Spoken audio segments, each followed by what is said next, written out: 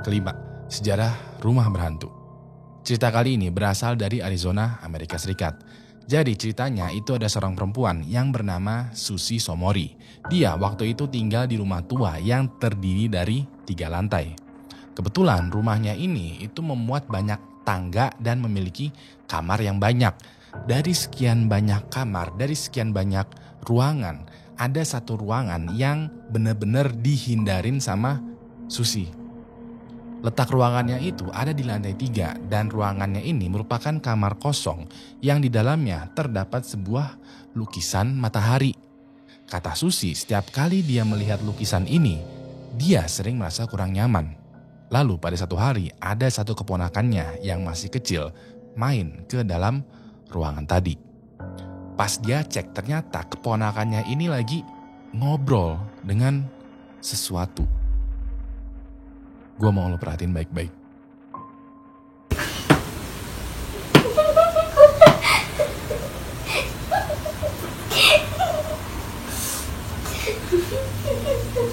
What?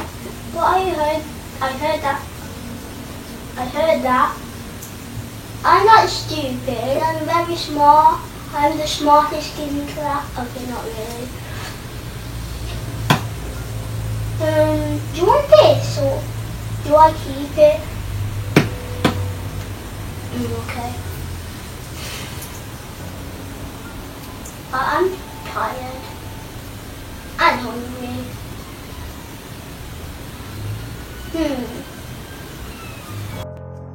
Seperti yang lo lihat di sini keponakannya Susi itu kayak lagi ngobrol sama seseorang. Tapi Susi tahu persis kalau di dalam kamar itu lagi nggak ada orang. Setelah kejadian ini Susi bertanya ke keponakannya kayak, tadi kamu ngobrol sama siapa? Singkat cerita si keponakannya ini bilang kalau dia itu tadi lagi ngobrol sama Gilbert. Susi bingung. Gilbert? Saha eta Gilbert? Keponakannya ini bilang kalau Gilbert adalah salah satu dari sahabatku. Susi ini nanya balik, Gilbert ini itu datang dari mana ya? Keponakannya ini bilang kayak gak tahu, tapi kayaknya sih dia orang yang dulu pernah tinggal di sini. Nah, setelah pengamatan yang cukup detail, memang akhirnya keponakannya ini setiap kali main ke rumahnya Susi, dia selalu tuh bermain dengan Gilbert. Padahal di rumahnya Susi itu tidak ada orang yang bernama Gilbert. Lalu satu waktu pas keponakannya main ke rumah Susi, si keponakannya ini main tuh ke kamarnya Gilbert dan kayak berusaha membuka sesuatu yang ada di lantai kayunya.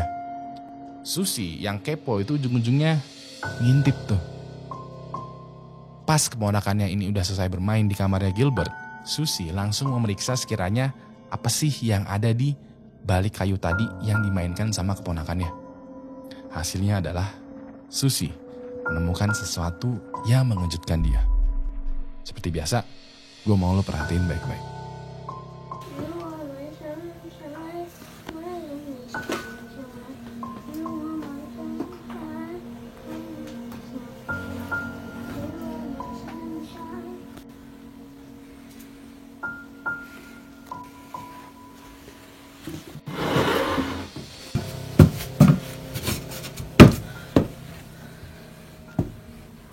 Looks like it comes up.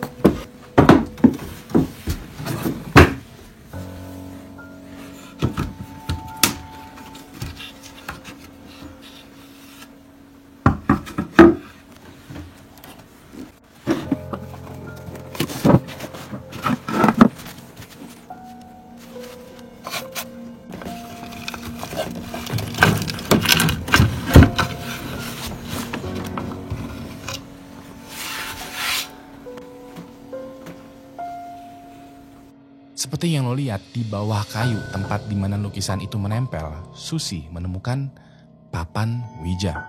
Di sini Susi semakin merasa tidak nyaman karena seperti yang lo tahu ya, Ouija board, papan Ouija ini adalah salah satu alat untuk berkomunikasi dengan makhluk gaib.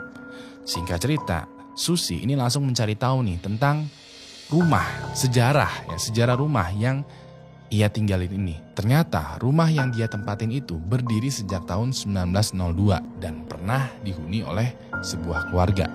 Susi juga mendapat itu semacam foto keluarga dari keluarga yang pernah tinggal di rumahnya Susi. Hal yang mengejutkan Susi adalah menurut data sensus kependudukan, rumahnya ini pernah dihuni oleh seorang ayah yang bernama John, seorang ibu yang bernama Maude, seorang anak perempuan yang bernama Dorothy, dan anak laki-lakinya yang bernama Gilbert. Kebetulan juga kamarnya Gilbert adalah kamar yang sering dikunjungin oleh keponakannya tadi. Sayangnya Susi tidak mendapatkan info lebih lanjut bagaimana Gilbert ini tuh bisa bergentayangan di kamarnya. Keempat, penampakan di dapur. Cerita kali ini berasal dari channel YouTube-nya Martin Kakus yang sedang mencoba fitur permainan baru dari Xbox, yaitu Kinect. Buat kalian yang nggak tahu apa itu Kinect, secara singkat, padat, jelas ya, Kinect adalah semacam kamera yang terhubung dengan Xbox. Jadi kameranya ini kayak bisa mendeteksi wajah, mendeteksi gerakan player, dan juga berbagai macam fitur canggihnya lah. Salah satu fitur yang tidak disadarin oleh banyak orang dari Kinect ini, ternyata Kinect bisa menangkap penampakan. Jadi pada tahun 2014, Martin kayak lagi nge-review dan juga memperagakan fitur apa aja yang ada di dalam Kinect. Dia kayak memperlihatkan kalau Kinect itu ada mode night vision-nya, mode infrared-nya, mode face detect-nya, dan lain-lain lah pokoknya. Yang dia nggak tahu adalah pas dia lagi memperagakan fitur Kinect ini, muncul penampakan di belakang tubuhnya. Nah ini nih, seperti biasa, gue mau lo perhatiin baik-baik. Hey you guys, I just wanted to show you guys a pretty quick feature of the Xbox One and its Kinect. It actually has a pretty cool night vision that I just found today. If you guys already know it has night vision, then I'm going to show the people who don't know. So, right now it's completely dark in this house right now. All you can basically see is my Xbox One controller. Now I'm going to switch on the night vision for you guys. As you can see, it lights up the whole room. It's actually a pretty cool feature. I don't know if they have an app for this or whatnot, but they also have this version of the camera. I don't know what it is. I think it's either infrared or something like that. And then back to dark. As you can see, all you can see is my Xbox controller. And then back to night vision. It's actually, pretty cool feature for the Xbox Kinect that I haven't really heard of until now. Maybe they have an app for it or something like that. But yeah, thanks for watching. Seperti yang lo lihat, kalau lo detail mengenai tampilan TV-nya Martin, di bagian kanan atasnya itu ada sebuah penampakan yang muncul. Pas di awal video ada semacam kayak bayangan yang terlihat jelas ya di atas meja atau di dekat kitchen setnya ini. Jujur bayangan ini kelihatan seperti orang yang lagi menghadap ke kitchen set setengah badan gitu, dan di atasnya ada semacam kabut atau asap. Setelah itu Martin switch kameranya ke infrared, lalu diubah lagi ke mode night vision. Pas di momen ini bayangannya yang tadinya ada sekarang menghilang. Ini udah kasih semacam perbedaan ya, bayangan hitam pas di awal video dan di akhir video. Wujud yang tadinya ada beberapa detik kemudian mendadak tidak ada. Menurut lo gimana? Apakah ini cuma sekedar glitch atau error di kamera? Atau emang Kinect mempunyai fitur untuk menangkap penampakan hantu? Tulis pendapat lo di kolom komentar. Ketiga, wajah misterius. Cerita kali ini datang dari seorang YouTuber yang bernama Thrift School. Jadi channel YouTube Thrift School ini bercerita tentang seorang pria yang bernama Jesse yang hobi banget ngevlog berbelanja atau memperlihatkan temuan-temuannya di toko barang bekas. Suatu hari, Jesse lagi jalan-jalan ke sebuah toko barang bekas yang bernama Goodwill di Amerika Serikat. Pas dia lagi lihat CD-CD game barang bekas gitu, tiba-tiba muncul penampakan wajah wanita misterius di belakangnya. Nah, penampakan wajahnya ini sangat singkat, padat, jelas, cepat banget. Maka dari itu, gua mau lo perhatikan baik-baik. I haven't been to this Goodwill in a very long time. I'm on the other end of the State right now. 50% off Blue. I just can't do it with books, but I do come over to the video game section and I see some big box PC games. Now, I don't end up getting them. I do end up putting them back. They weren't worth anything, but again, it's not every day you see big box PC games. Here's another cool one, Pro Pool 2. $4 a piece, I think, is a very reasonable price. Now I'm looking at all the games in the boxes. These are pretty much all $4 each as well. There's a couple $3 ones mixed in randomly. I don't know how they price it, but you could just see nothing really too good. Maybe that Wipeout 2 on the 360 could have been good. I didn't really see that. The Tony Hawk American Wasteland could have been okay. I don't think it's that good for the original Xbox. I think for the 360 it's actually worth a little bit though. But if I miss anything, just let me know in the comments. I don't think I did. And that's one good thing about doing this for so many years. I kind of know just by looking, right? I don't have to scan every single one of these things. Now, prices always fluctuate, so I always recommend scanning everything. Seperti yang lo lihat ya, Jesse ini lagi melihat-lihat CD game bekas gitu. Dia bolak-balik tuh cover dari CD gamenya. Pas dia bolak-balik cover dari CD game, tiba-tiba muncul penampakan pantulan wajah misterius dari seorang wanita yang kayaknya sih ada di belakangnya Jesse. Wajahnya kayak miring gitu kepalanya, terus juga serba putih, tersenyum melihat ke arah kamera. Pas momen ini, Jesse tidak sadar karena yang dia fokuskan adalah melihat CD game. Ketika dia baru edit videonya, dia baru sadar kalau dia ternyata itu menangkap penampakan wajah misterius. Di vlog selanjutnya, dia bercerita bahwa pas di momen tadi itu tuh gak ada siapa-siapa di belakangnya. Dia juga ingat persis bahwa rak yang ada di belakangnya itu tidak ada tuh benda-benda yang sekiranya mirip dengan penampakan wajah wanita. Menurut lo gimana? Apakah ini kita doang yang halu atau tadi itu semuanya hanya sekedar ilusi optik? So, menurut lo gimana? Apakah ini kita doang yang halu atau ini tuh hanya sekedar ilusi optik? Beberapa netizen ada yang bilang kalau ini cuma sekedar halu ya. Tapi beberapa netizen juga ada yang bilang kalau ya namanya juga barang bekas, ya pastilah ada penunggunya. Menarik juga ya. Kedua, penampakan di hutan. Cerita kali ini berasal dari seorang user TikTok yang bernama Throat Sinking.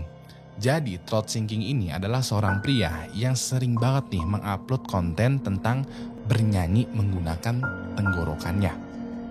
Tujuannya Throat Sinking melakukan hal ini adalah menyebarkan awareness mengenai kesehatan mental, spiritualisme, dan juga ritual untuk mendatangkan energi positif menggunakan gelombang suara. Dia sering banget tuh kayak pergi ke hutan supaya dekat dengan alam, lalu mulai bernyanyi menggunakan tenggorokannya. Biasanya Throat Sinking ini suka banget live streaming di TikTok di hutan sendirian sambil juga bernyanyi-nyanyi dan berinteraksi dengan netizen.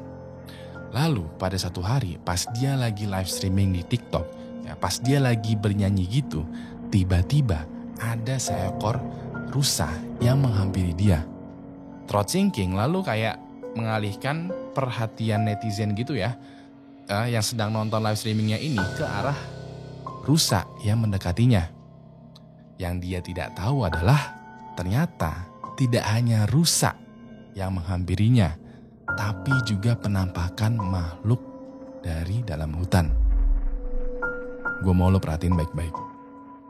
Pretty sure he was looking for where the sound was coming from, but I stopped and started talking and now he's confused. Alright.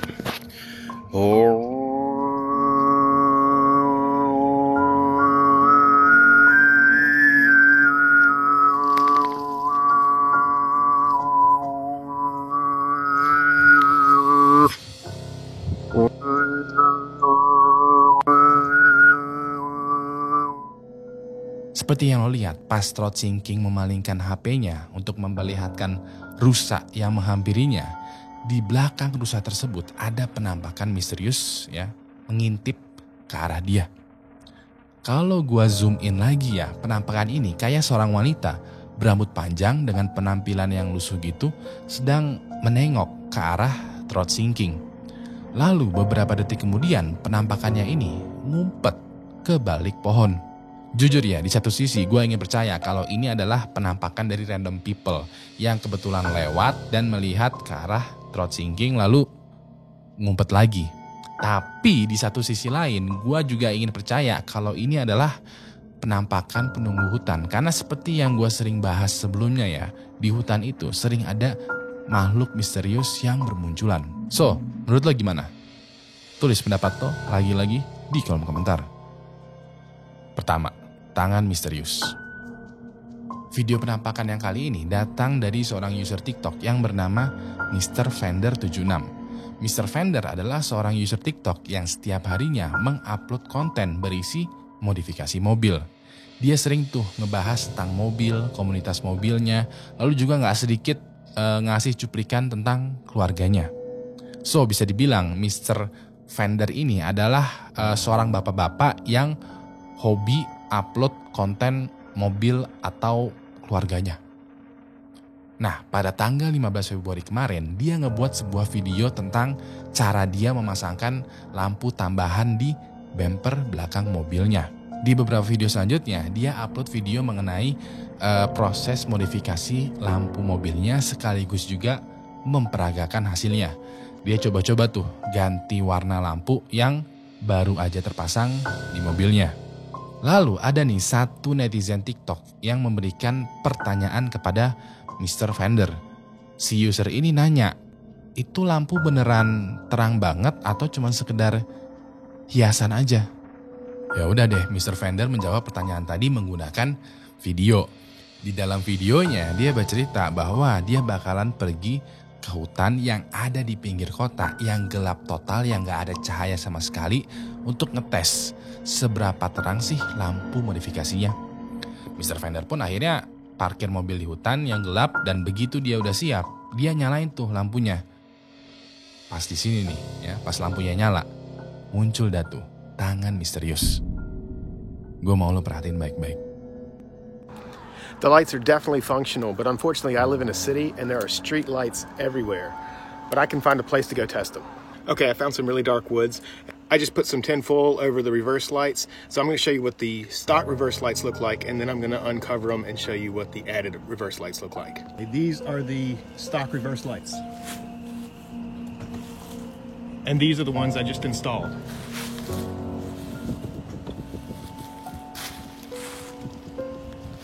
Look how friggin' bright that is. This is amazing. Yeah, so these are not just for looks. Seperti yang lo lihat ya, ini adalah hutan ketika lampu mobilnya belum dinyalakan. Pas Mr. Fender ke kursi supir untuk menyalakan lampu mobilnya, di ujung pohon sana bisa kelihatan ada tangan kayak meluk pohon gitu, terus tahu-tahu ngumpet ke balik pohon. Awalnya Mr. Fender ini nggak nyadar karena dia kayak bolak-balik tuh dari tempat kursi supir ke depan, terus balik lagi tuh kayak nggak nyadar kalau ada tangan. Pas dia ngambil kameranya lagi, si tangannya ini sudah menghilang begitu aja. Para netizen ini notice nih dengan tangan ini dan bertanya kepada Mr. Fender mengenai lokasi dan apa yang sebenarnya terjadi di hutan tersebut. Mr. Fender lalu membuat video ya menjelaskan mengenai lokasi persis di mana dia membuat video yang menangkap penampakan tangan misterius. Dia bercerita bahwa lokasinya memang di pinggir kota, tapi sering ada orang yang suka ke hutan untuk buang-buang sampah sembarangan di bagian hutan ini. Dia juga memperlihatkan sekiranya pohon di mana tangan misterius ini muncul.